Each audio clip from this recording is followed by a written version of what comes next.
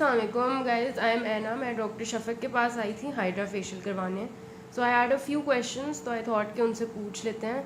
तो डॉक्टर आप मुझे बताएं कि थ्रेड्स क्या हैं, उनके क्या यूजेस हैं, क्या साइड इफ़ेक्ट्स हैं, क्या like what's the procedure and everything. तो ठीक है, बड़ा अच्छा क्वेश्चन है ना, ये बहुत फ्रीक्वेंट क्वेश्चन है।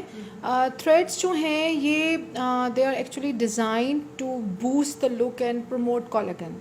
और मैंने ये देखा है कि लोग हम अभी तक फिलर्स की तरफ उनका इंक्लिनेशन बहुत ज़्यादा है बिकॉज ऑफ द फियर कि थ्रेड पता नहीं कितनी हॉरेबल चीज़ है और बहुत पेनफुल है और इसके साथ बहुत ज़्यादा आपको मतलब बहुत ज़्यादा ट्रॉमा से गुजरना पड़ता है।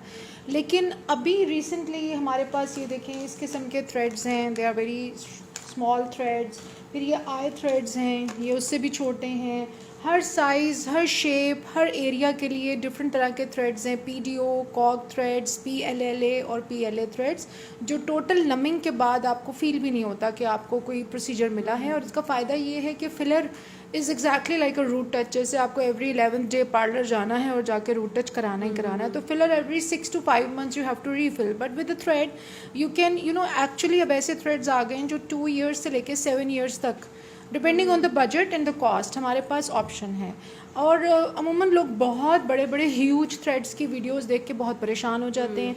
अब सबसे मज़ेदार चीज़ इसमें ये होती है कि जैसे आपका ये छोटा सा एरिया है नेज़ोलेबियल, ठीक है, अब इसमें एजिंग के साथ ही इसमें एक डेंट सा आना शुरू हो जाता है। अगर आप इसमें अर्ली 30s या 35, 34 डिपेंडिंग ऑन कि आपकी लाइफस्टाइल कैसा है, अगर आ रहा है तो आप उसमें 2 थ्रेड डलवा लेते हैं तो वो नेक्स्ट 40 के बाद भी वहाँ पे आपको कोई डिच, कोई फोल्ड फील नहीं होगा, ठीक है।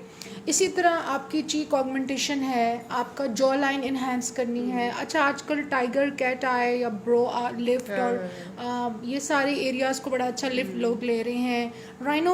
राइनोप्लास्टी लिक्विड एंड थ्रेड के साथ बहुत अच्छी हो रही है। इवन मैंने ये वाला जो आपकी मैरोनेट लाइन है, यानी कुछ लोग जैसे इवन मैं पिक्चर लूँ और मैं तो मैं सैड लुक आती है बिकॉज एजिंग की वजह से ना ये लाइन ड्रूप करती है। तो आप इसमें 2-2 थ्रेड छोटे डाल दें, यानी इस साइज़ के। अब ये थ्रेड की कवरिंग लंबी है लेकिन असल में थ्रेड सिर्फ इस लाइन तक है, छोटा सा थ्रेड है। 1 hour की numbing and with local anaesthesia ये आपको बिल्कुल फील नहीं होता, यानी client can not feel anything. और 2 या 1-2 दिन की इसकी हीलिंग टाइम होती है। तो इसके फ़ायदे ये हैं कि आपको अपनी ज़ाती कोलेजन मिलती है, आपका अपना कोलेजन बूस्ट होता है। साथ साथ जहाँ जहाँ ब्लेमिशेस हैं, जहाँ मिलाज़मा, पिगमेंटेशन, ओपन पोर्स और ये डार्क सर्कल्स, ये उस सारे को भी बहुत मतलब उसके अफेक्ट्स को कम करता है। तो तकरीबन 70% रिलीफ मिल जाता है लोगों को एक्ने स्कार्स और पिगमेंटेशन से और मिलाज़मा से। अगर हमें कोई भी पिको लेज़र या कोई लेज़र कुछ काम ना करे तो थ्रेड से लोगों को बहुत अच्छा इफेक्ट मिला है, ठीक है। और ये आइज़ के लिए भी हैं, फोरहेड के लिए हैं, जॉ लाइन इन्हेंसमेंट, नेक की रिंकल्स। अब बॉडी थ्रेड्स भी आ गए हैं, ब्रेस्ट के, बटक के, थाइज़ के, आपको जो चाहिए वो सब अवेलेबल है एंड फुल नमिंग के साथ। तो किस एज के लोग थ्रेड्स यूज़ कर सकते हैं, like who is a good candidate for this procedure? अच्छा, अब उसके बारे में भी हमारे बहुत सारे अभी प्री कंसीव्ड आइडियाज़ है ना कि जी 45 के बाद जो है, 40 के बाद। अब 40 के बाद आपका कोलेजन वैसे ही बिल्कुल ख़त्म हो चुका है। You know, if you start your care in mid 30s और 33, 32, तो होता ये कि कोलेजन बिल्ट होता रहता है, रीबूट होता रहता है। और कभी भी आपकी स्किन इतनी अंडर ग्रेविटी और अंडर लाइफस्टाइल और स्ट्रेस और एजिंग की वजह से इतनी ड्रूप नहीं करती, क्योंकि वंस इट इज़ गॉन तो इसको वापस लाने के लिए आपको 100-fold ज़्यादा मेहनत करनी पड़ेगी। सेकेंडली, अब जो मेरे पास जिस तरह के क्लाइंट्स आ रहे हैं, मैं ये देख रही हूँ कि अब कोई एज शायद रह नहीं गई टू डिफाइन कि जी आपने 20 साल के कैंडिडेट को नहीं करना, बिकॉज कुछ लोगों का लाइफस्टाइल बहुत स्ट्रेसफुल है। They are awaken all night, they are doing their work on laptops, screen time बहुत ज़्यादा है, फिर पॉल्यूटेंट्स बहुत ज़्यादा हैं, इमोशनल स्ट्रेस बहुत ज़्यादा है। तो उनके आई बैग्स, उनके प्रॉब्लम्स, उनकी चीज़ें ऐसी हैं कि वो इग्नोर नहीं की जा सकती। और ऐसा कोई साइड इफ़ेक्ट नहीं है थ्रेड्स का, या कोई एज लिमिट डिफाइंड नहीं है। अच्छा, और अगर आप कोई कॉस्ट का एस्टिमेट बता दें? अच्छा, कॉस्ट में ये है कि देखें, जो पीडीओ थ्रेड्स होते हैं वो 2 साल लास्ट करते हैं, जो पीएलए थ्रेड्स हैं वो 4 years, जो पीएलएलए थ्रेड्स हैं वो 6 years।